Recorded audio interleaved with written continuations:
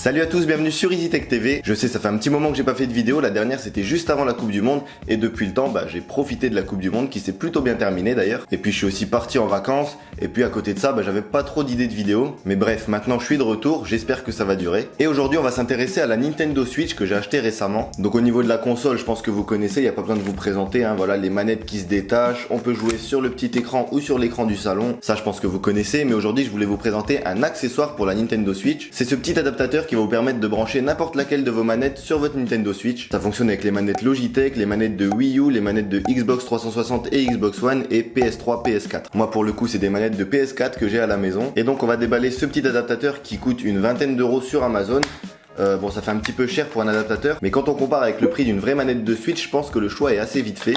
Et du coup, pour 20 euros, on a la notice qu'on ne va pas lire évidemment, et bien sûr l'adaptateur qui est compatible avec bien sûr la Nintendo Switch, mais aussi avec vos PC et vos PS3. C'est-à-dire qu'en le connectant à votre Switch, PC ou PS3, vous allez pouvoir y connecter des manettes. Donc là, on va s'en servir pour brancher une manette de PS4 sur la Nintendo Switch, mais vous allez pouvoir aussi brancher votre manette de PS4 sur votre PS3 ou votre PC, ou brancher vos manettes de Switch sur votre PC ou votre PS3. Là, pour aujourd'hui, on va la mettre sur la position Nintendo Switch avec le petit curseur sur le côté. Vous allez brancher ce petit adaptateur sur le port USB qui est situé sur le côté du socle de la Nintendo Switch. Et ensuite, grâce à vos manettes de base de la Nintendo Switch, vous allez vous rendre dans Paramètres, Manettes et Capteurs. Et vous allez activer l'option connexion par câble des manettes qui par défaut est désactivée. Et donc une fois que c'est fait, vous allez brancher votre manette de PS4 par câble dans l'adaptateur. Vous allez ensuite allumer la manette pour qu'elle soit détectée.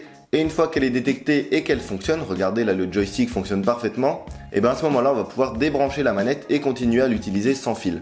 Et évidemment, je vous rassure, c'est une étape que vous aurez à faire qu'une seule fois. La prochaine fois que vous voudrez jouer avec la manette de PS4, il n'y aura pas besoin de la rebrancher une nouvelle fois. Vous avez juste à appuyer sur le bouton PlayStation au centre pour l'allumer, et puis elle sera détectée comme n'importe quelle manette de Switch. Du coup, pour vous montrer un petit exemple, on va jouer à Mario Kart. Et comme vous le voyez, ça fonctionne parfaitement. Vous pouvez bien sûr accélérer, freiner, déraper, lancer des objets, tourner à droite ou à gauche avec le joystick, et ça fonctionne même avec le gyroscope comme sur les manettes de Switch. Donc vraiment, avec cet adaptateur, vous avez rien à perdre et tout à gagner. Et pour ceux qui auraient peur de ne plus jamais pouvoir utiliser leur manette avec leur PS4, je vous rassure, ça fonctionnera toujours. Vous aurez juste à la brancher une première fois par câble pour la synchroniser de nouveau avec votre PS4 et puis après elle fonctionnera comme avant. Comme je vous l'ai dit au début, cet adaptateur il se branche sur le côté du socle de la Switch. Et si vous voulez y jouer sur le petit écran en mode portable, ça fonctionne aussi. Il vous faudra juste un petit adaptateur USB vers USB-C. Donc dans le port USB, on branche le récepteur et la partie USB-C elle se branche sous la Switch dans le port USB-C tout simplement. Et on se retrouve avec ça. Du coup votre manette va fonctionner, mais ça va être difficile de poser la Switch sur une table. Comme vous le voyez, ça qui dépasse et c'est pas top. Mais bon, ça fonctionne, c'est le principal.